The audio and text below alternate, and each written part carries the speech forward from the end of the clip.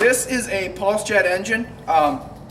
It's a simple engine that has no moving parts. It's got a exhaust tube and 2 inlet tubes, and how it works is that when the explosion happens inside the combustion chamber, it blows out the gases, and as the gases are moving out this exhaust tube, it creates a vacuum in here because of the momentum of the fluid.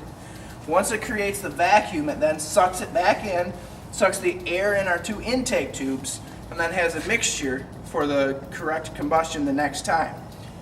This is our fuel inlet. It's just simple propane, and what it's doing is, as it sucks it back in from the explosion, it pulls that mixture in so that our fuel and our air are in the combustion chamber. Now, how it ignites it is that the exhaust gases that were going out here didn't make it all the way out the end of the tube. When they come rushing back in, the flame still exists and then ignites this, makes it go pop, and restarts the cycle. For starting the engine, we have a spark plug, and this is a weed whacker engine. The only thing it's providing is spark for startup.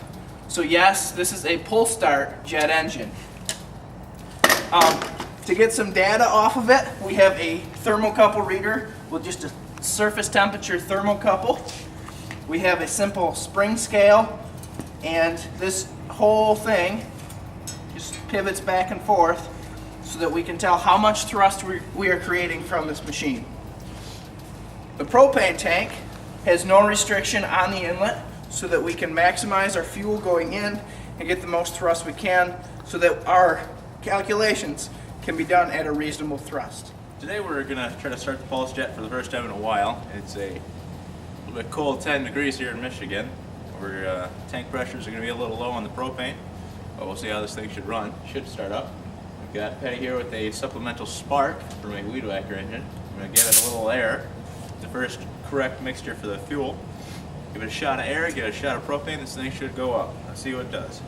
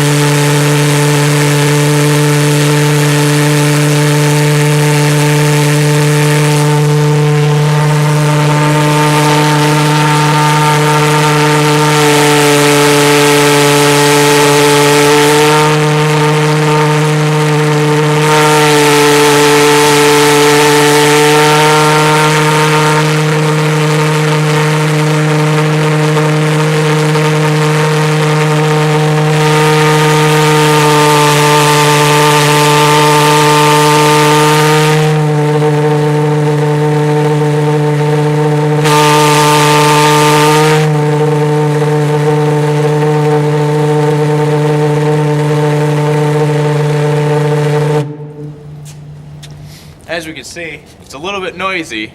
It's actually on a decibel meter here.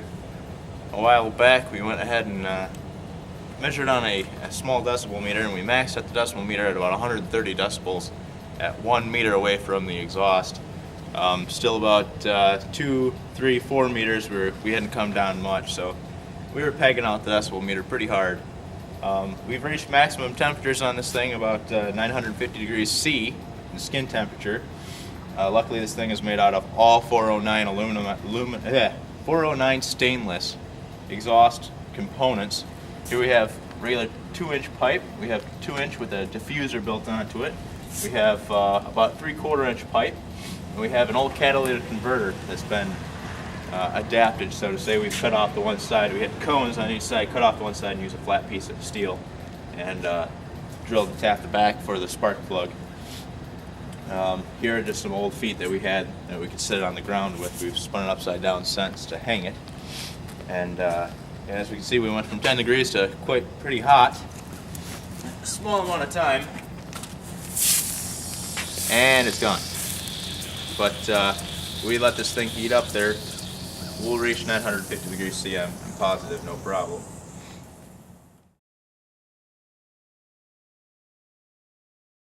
Go. Good.